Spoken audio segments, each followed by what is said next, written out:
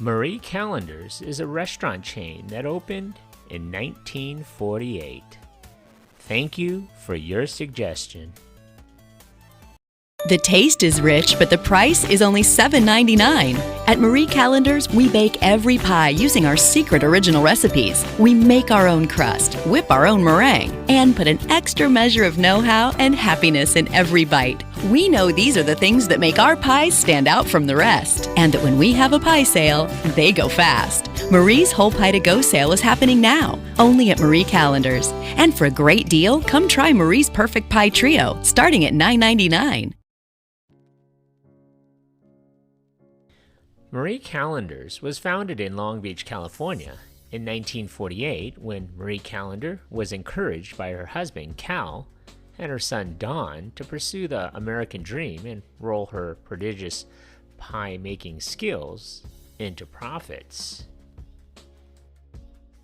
The family made the decision to sell the family car for $700, using the funds to rent a converted World War II Quonset hut that would become the site of the first Marie Callender's bakery. The remaining cash funded a down payment on a small oven, refrigerator, rolling pin, and various baking utensils. Marie was soon in business, baking whole pies for wholesale customers. Seats were removed from their 1936 Ford sedan to make room for the stacks of pies that would be delivered to local restaurants.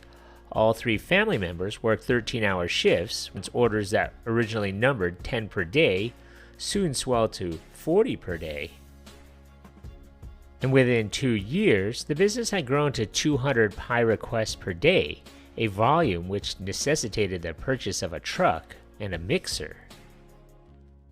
By 1963, the business had grown substantially to the extent that several thousand pies per day were created for several restaurants. Although production had grown considerably by 1963, profits were less desirable, prompting Don Callender to begin formulating plans for construction of a retail pie and coffee shop in Orange, California.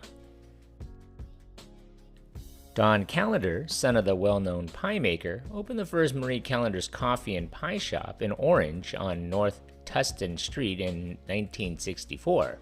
Over the weekend, locals dropping in for dessert saw the restaurant's marquee name covered. The company incorporated and was renamed Marie Callender's Pie Shop, Inc.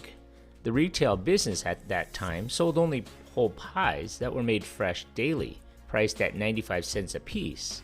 By offering free slices of pie and coffee, the new restaurant enticed many new customers. The Marie Callender's formula proved so successful that soon a second small retail shop was opened in La Habra, and then another in Anaheim, California. The company expanded into other menu items in 1969, beginning with hamburgers, ham-stacked sandwiches, salads, chili, and cornbread, and grew to include a wide variety of home-style meals. By 1970, the family-owned business had grown to a chain of 26 restaurants located primarily in Southern California. Then a franchise restaurant was opened in Houston and another in Las Vegas. The restaurant interiors imitated a cozy English country decor.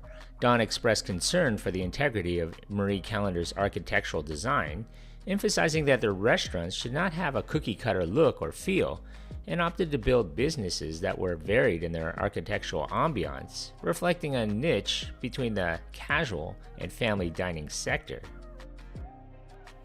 It grew into 84 locations by the end of the 1970s. In 1986, having fulfilled goals and imminent expansion plans, Don negotiated the sale of the family chain to Ramada International for over $80 million. But the hotel operator did little to build upon the chain's homespun image and 25 varieties of fresh-baked pies. It would eventually go into debt soon after with poor sales and management. In a few short years, following unsuccessful attempts to develop the company, Ramada sold its share of the debt-laden chain to the Wilshire Restaurant Group, a shell company made up of insurance companies and individuals who added another $60 million to the debt load. Interest payments overwhelmed profits, and the company defaulted on its loans. Management began courting investors to either buy or recapitalize it. In 1993, Saunders Carp and McGrew, a New York-based firm, bought a majority interest in the company with an investment of $30 million. By that time, Marie Callender's consisted of 145 restaurants. Launching an effort to repair the damaged chain, management closed several underperforming stores and opened no new ones. At the point when Wilshire Restaurant Group bought the chain from Ramada, industry onlookers commented that Marie Callender's had the smell of death about it, due in part to bad franchisee relations, erratic store density, and heavy debt from the leveraged buyout. Streamlining operations, the new management sold its frozen food line to ConAgra for about $140 million. The new ownership focused on what made the restaurant work in the early days and added menu items to keep up with the evolving tastes and trends. The company modernized its look and opened 10 new locations in California, Nevada, Oregon, and Texas. The newer units could seat approximately 175 people, with 1/3 of the space sectioned in a cafe setting. In addition to the regular Callender's menu items, the cafe served beer, wine, gourmet coffees, and espresso. A food-to-go counter was expanded to attract young double-income families, including pie takeouts. By 1998, Marie Callender's would reach its peak of 156 restaurants. The company would be sold again in 1999 to an affiliate of Castle Harlan, a New York-based private equity firm. In 2006, Castle Harlan merged Marie Callender's with another one of its interests, Perkins Restaurant and Bakery. Less than 5 years later, Marie Callender's would file for bankruptcy. On June 13, 2011, a total of 58 units were closed, including 31 Marie Callender's and 27 Perkins Restaurant and Bakeries. During bankruptcy, PCMI sold the Marie Callender's brand to ConAgra for $57.5 million. Later that year, PCMI exited bankruptcy under the control of Wayzata Investment Partners. In 2015, Marie Callender's domestic sales dropped 3.5% to $148.2 million. In 2019, Marie Callender's filed for bankruptcy again.